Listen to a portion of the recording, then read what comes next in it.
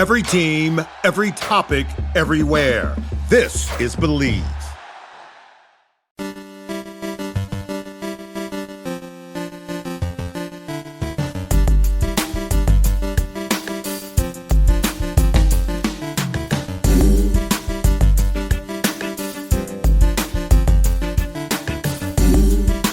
What's up, everybody? Welcome to another episode of Elan's Matchup Maximizer, a podcast presented by Keeping Carlson, where I, Elan Dubrovsky, take a look at next week's NHL schedule, try to figure out who are the teams and players we should be targeting to try to get the edge in our head-to-head matchups. We're looking for quantity here and quality, and of course, with the quantity, we want those games to be on days that we can actually fit the player in. Otherwise, what's the point? Am I right? And next week, January 26th to February 1st, is a bit of a doozy for streaming. It's, I guess, our classic. We've got a busy-ish Tuesday, 20 teams playing, super busy Thursday, super busy Saturday. So you're definitely not fitting in a streamer on Thursday, Saturday, unless you have an open D spot or like you roster 4D and then you happen to have 1D, being benched. Like then maybe you can stream someone. But as far as forwards go, we're looking for maybe Tuesday Mike Cupful team, Keeping Carlson Ultra Patron Fantasy League, the league I care about the most.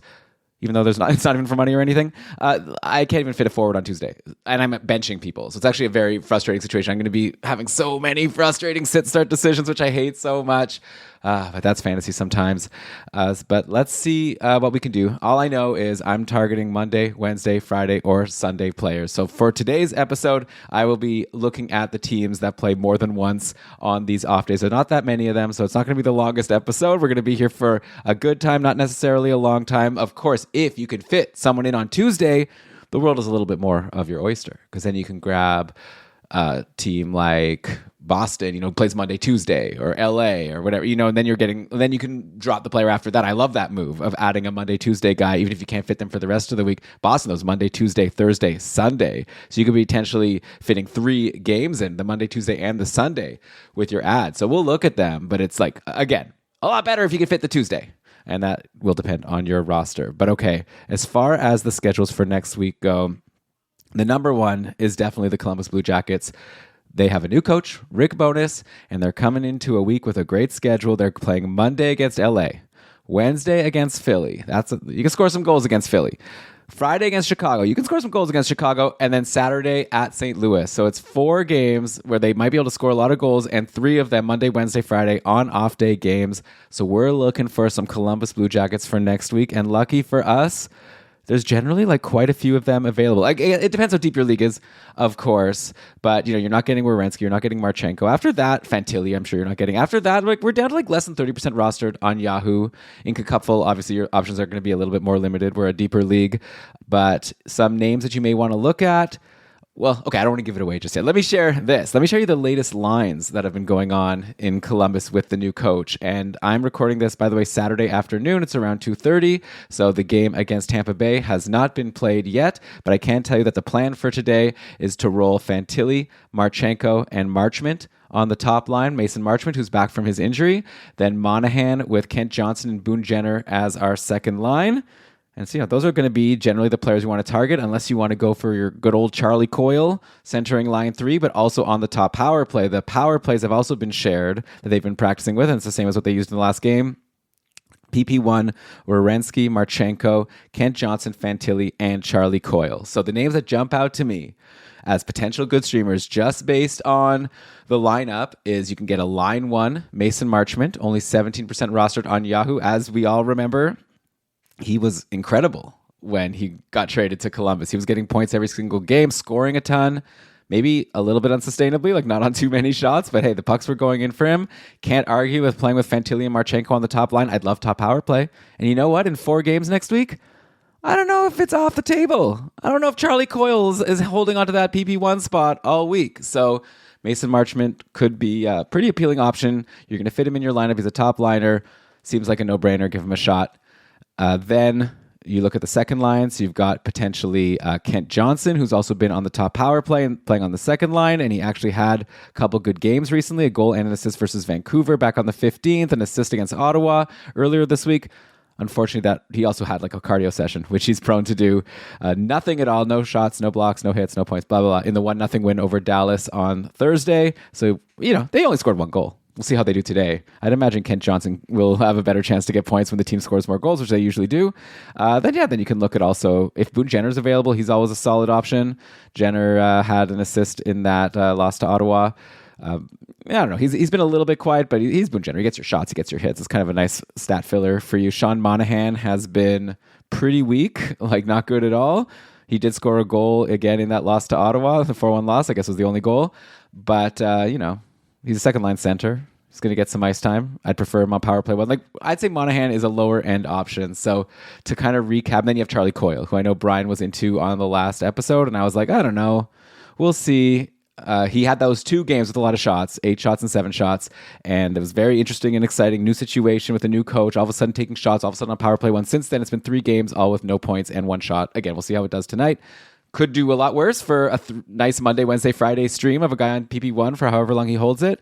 My order would definitely be, if you can get Marchment, go get Marchment. Then, I guess, Kent Johnson. Boone. Okay, no, I was kind of assuming Boone Jenner. Okay, Boone Jenner first, then Marchment, then Johnson, then Monahan, and then Charlie Coyle. That's my order. Okay, Monahan and Coyle probably. Oh, there's another guy actually, Dmitry Voronkov, who at one point of the season was like a sure hold. Unfortunately, Voronkov is pointless in 4. Has been getting really low minutes. I don't think Bonus likes him very much. It looks like he's going to be playing on the 4th line, power play 2, even. Doesn't even look like he's practicing. No, he's not even practicing on power play 2. Power play 2 has been Monahan, Jenner, Marchment, Severson, and Provorov. Wow. So maybe you stay away from Voronkov until something changes. Maybe that's more like don't add him now, but Monday, see how the game goes today. Monday, we'll get some lines over on GameDayTweets.com. Maybe there'll be a change. Obviously, if Voronkov gets back with Marchenko, I'm all in. But right now, not very appealing. Which makes it tricky, right? Because Trev, if he's keeping track on our Patreon Discord and being like, oh, how did Elan do? And he said, like, Voronkov not that interesting. We need that asterisk of like, unless the lines change. How can I predict? Seems like Bonus isn't too big of a fan. Anyways, okay, so hope that's helpful. Go get your Columbus Blue Jackets. If you can't get a Columbus Blue Jacket, I'll take a Monday, Wednesday, okay? I'll take a guy playing Monday, Wednesday, and then if you can't fit him in the rest of the week, come Thursday, you got world's your oyster, right? You got lots of options. Switch to a goalie, switch to a D. I don't know what you're going to do. Let Thursday you worry about that. You just get those Monday, Wednesday games. And so, you know what? I haven't even mentioned the LA Kings who play 5 times. The thing with a 5-game week is it's not as exciting on a week like this where Thursday and Saturday you're not fitting anyone in, and Tuesday maybe not either. So LA, yeah, fine. We'll go to LA who doesn't play Monday, Wednesday. Then I'll get to the Monday, Wednesday guys. This is, again, more appealing if this is a team that you can fit Tuesday. Otherwise, you're basically adding a Monday, Sunday stream. And are you really going to hold your LA King person past Monday just to get all the way to Sunday? Again, if you have an open D spot, and you can just get 5 games out of Drew Doughty. I know Drew Doughty's been totally boring and nothing, but I'll take 5 games from Drew Doughty. I mean, the last 5 games haven't been much. He's actually pointless in since the new year. He hasn't gotten a point. So, but I'd imagine in the next 5 games, bold prediction, 2 points. I'm going to say 2 points for Drew Doughty over 5 games, and maybe a block, maybe not even. Honestly, he's been doing pretty nothing. But anyways, LA. I'll just mention a couple other guys, and maybe you want to consider just for completionists' sake. So I don't know if Kopitar is coming back. Like, I think he's kind of close. He's joining the team for the road trip. Let's assume Kopitar is not back. So they've been going with Laferriere, Kempe, and Corey Perry as the top line. So here's So I guess Laferriere. He's super cold, but I like a guy on the top line playing almost 20 minutes a game. Corey Perry is actually doing some things once in a while. He missed some time. I think it was for personal reasons, but anyways, he's back. He had an assist in the 4-3 win against the Rangers. We'll see how he does today against St. Louis. So Corey Perry, not a terrible option. I believe he also got some power play 1 at one point. I guess I can actually verify that. I don't have to just say I believe on a podcast when I have a computer right here. Yeah, the top power play against the Rangers was Fiala, Kempe, Perry, Kuzmenko, and Brant Clark. So get Brant Clark if you can. He's taken over on that top power play. They're rolling now, not the 5 forwards. He got an assist in the last game. Brant Clark seems really good. I think he's a hold in a lot of formats. But then assuming you can't get Brant Clark, you can't get Kempe. I assume you can't get Byfield. If you can get Byfield, go for him, even though he definitely has been running cold, but getting big minutes. Okay, so the coach is trying to get him going. Then I think your next best bets would be a Laferriere or Corey Perry, maybe Kuzmenko on that top power play. So I guess those would be your 3 options. I'll take them in the order of Laferriere, Perry, and then Kuzmenko. All right, so those are the potential LA Kings to stream, and then Drew Doughty if you need D, even though he's been absolutely quiet, but He's Drew Doughty. He's not done yet completely. He's not completely washed. He'll get a couple points.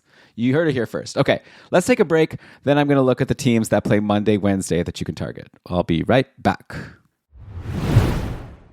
The jaw-dropping moments that make hockey, hockey. Experience them all with DraftKings Sportsbook, an official sports betting partner of the NHL. Missouri listeners, listen up. DraftKings Sportsbook is now live in the Show Me State. New customers, this one's for you. Bet just $5, and if your bet wins, you'll get $200 in bonus bets instantly. Download the DraftKings Sportsbook app now and use code THPN. That's code THPN to turn $5 into $200 in bonus bets if your bet wins. In partnership with DraftKings, the crown is yours. Gambling problem? Call 1-800-GAMBLER. In New York, call 877-8-HOPE-NY or text HOPE-NY 467-369. In Connecticut, help is available for problem gambling. Call 888-789-7777 or visit ccpg.org. Please play responsibly. On behalf of Boot Hill Casino and Resort, Kansas, pass-through of per wager tax may apply in Illinois. 21 plus age and eligibility varies by jurisdiction. Void in Ontario. Restrictions apply. Bet must win to receive bonus bets which expire in 7 days. Minimum odds required. For additional terms and responsible gaming resources, see dkng.co/audio. Limited time offer. Copyright NHL 2025. All rights reserved. Hello again. Still Elan here. As promised, I am back and ready to talk about the teams that play Monday, Wednesday next week. So you can potentially target a couple early games for your stream and then figure things out from there. I will mention, by the way, Friday, there's only two teams that play, Columbus and Chicago, playing against each other, of course. Chicago on that day. So Chicago's schedule is just Tuesday, Thursday, Friday. So it's not really worth it to stream a Chicago person. Again, if you can fit a Tuesday, then maybe Tuesday, Friday is a pretty decent stream, and then you drop for the weekend. You go, I don't know, Burakovsky, whatever. You know the Chicago people. I don't know why I say that. I guess you probably know about every team, but I don't want to dive too much into them. I'm going to look now into the Monday, Wednesday teams that you're guaranteed to get some games here. So there's 3 of them, it looks like. One of them is the New York Islanders, who go 4 times next week. It's Monday, Wednesday, Thursday, Saturday.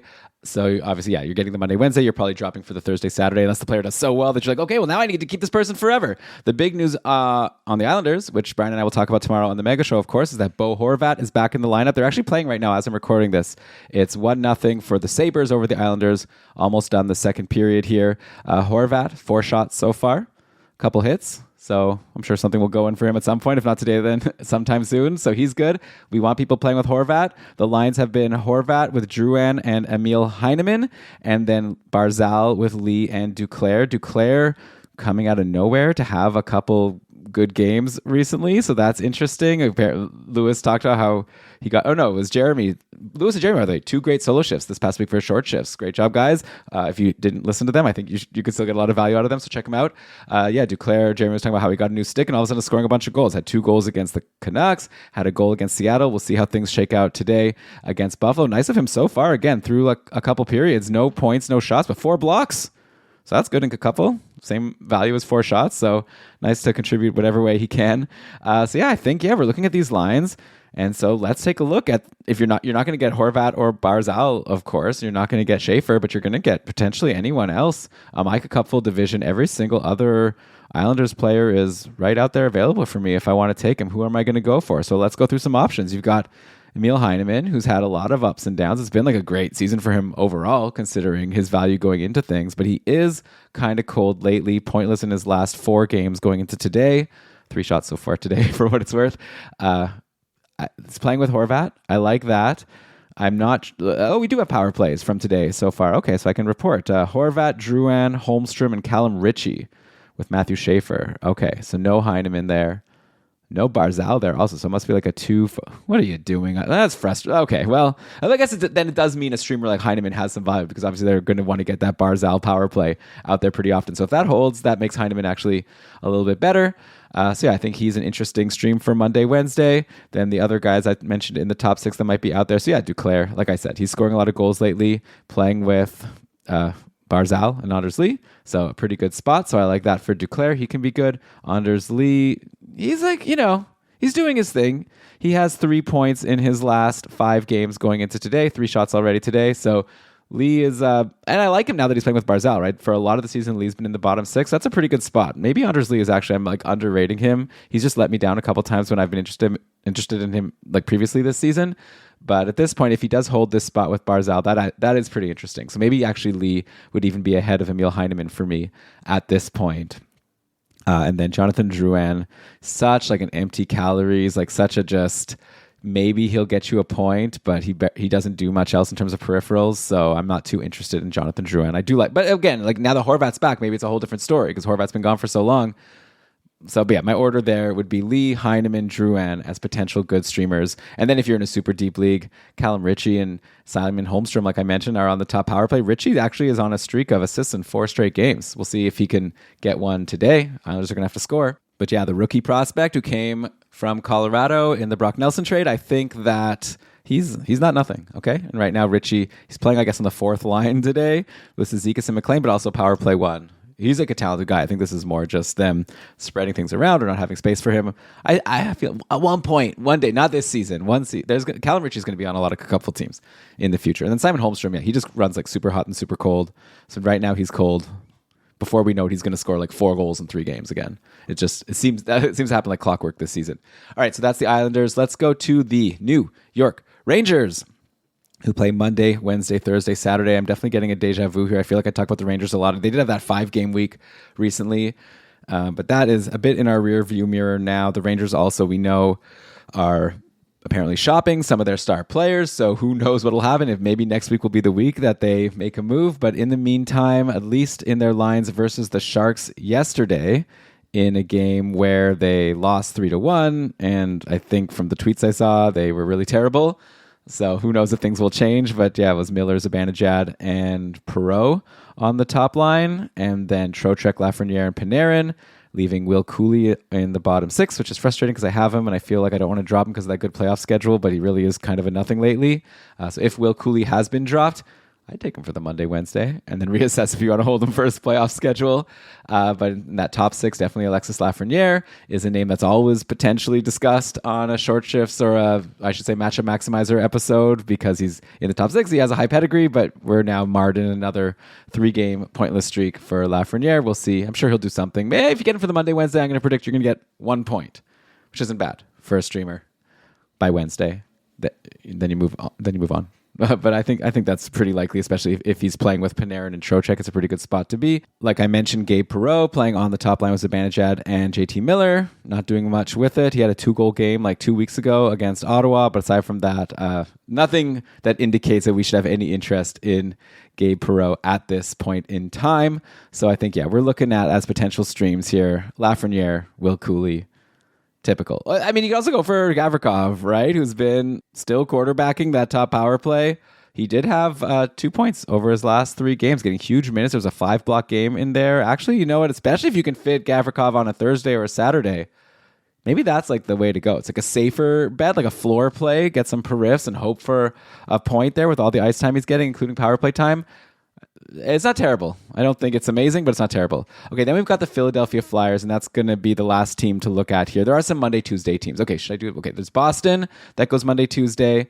There's Utah that play Monday, Tuesday, but then there's the Flyers that go Monday, Wednesday. So let's see how I feel after I'm done Philly. But with Philly, that's an interesting team, okay?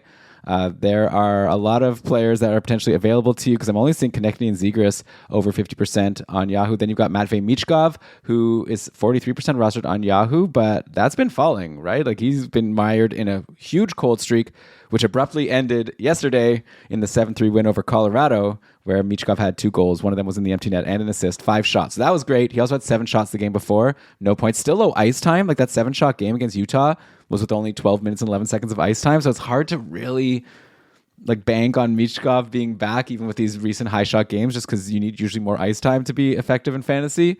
But he's a talented guy. Maybe he's getting some confidence back. I don't know. So couldn't hurt to try him out for a Monday, Wednesday, go from there. Then look, you got Owen Tippett. If you can get him, I would definitely go for Tippett. I don't know why he's not available in more leagues. I guess he was in a bit of a cold streak, but still, I like his shots. Owen Tippett's like, for me, like a guy that you should add and just keep forever.